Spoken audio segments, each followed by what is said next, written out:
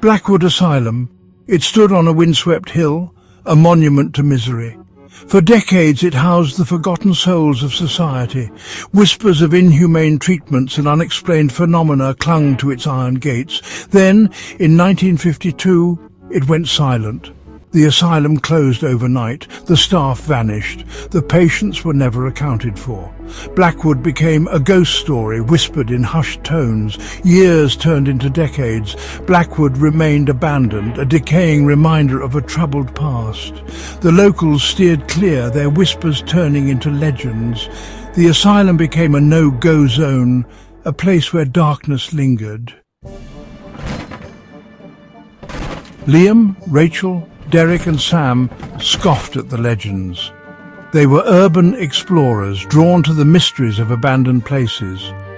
Blackwood, with its chilling history and eerie silence, was a siren's call. Armed with cameras, flashlights and a healthy dose of skepticism, they decided to spend a night in the asylum. They wanted to debunk the myths, to see for themselves if the stories held any truth.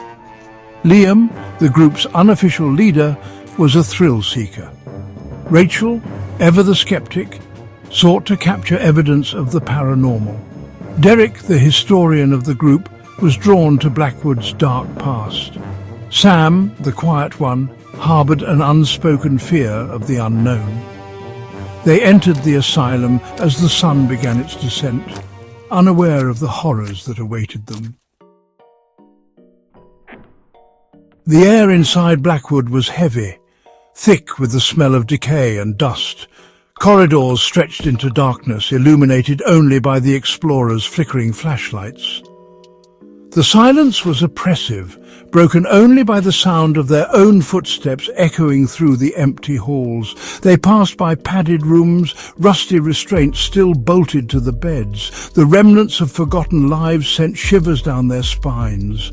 As they ventured deeper, the feeling of unease grew stronger. The air grew colder and a sense of dread settled upon them. They began to hear things, whispers just beyond the reach of their flashlights, the scraping of metal against metal. Their skepticism began to waver, replaced by a growing sense of unease. The whispers grew louder as they reached the asylum's upper floors.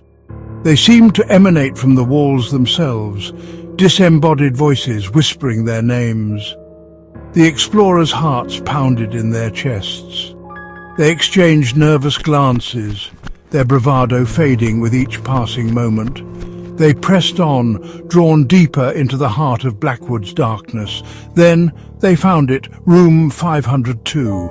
The door was slightly ajar, a pale light emanating from within. A chill ran down their spines as they approached, drawn by an unseen force. The whispers seemed to converge upon this room, beckoning them closer. Their curiosity battled with their growing fear, but curiosity, as it often does, won out.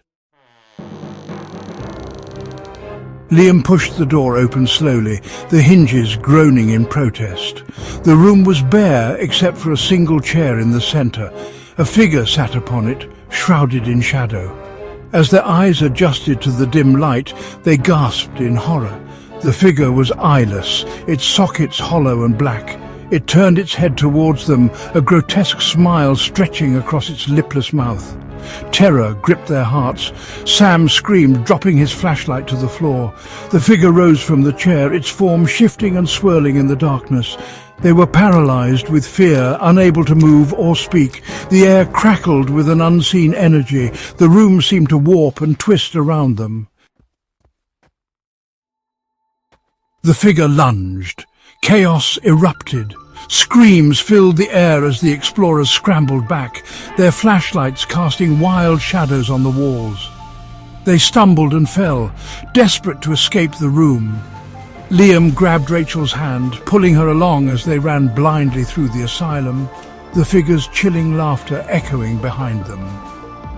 They lost Derek in the confusion. His terrified shouts were cut short, replaced by a chilling silence that was more terrifying than any scream. They didn't dare go back for him. They had to escape. Blackwood had claimed another victim. Liam and Rachel burst out of the asylum into the night, gasping for air. The cool night air did little to alleviate the terror that clung to them like a shroud. They never looked back. They never spoke of what they had seen. The memory of that night, of the eyeless figure and Derek's screams, haunted their waking nightmares.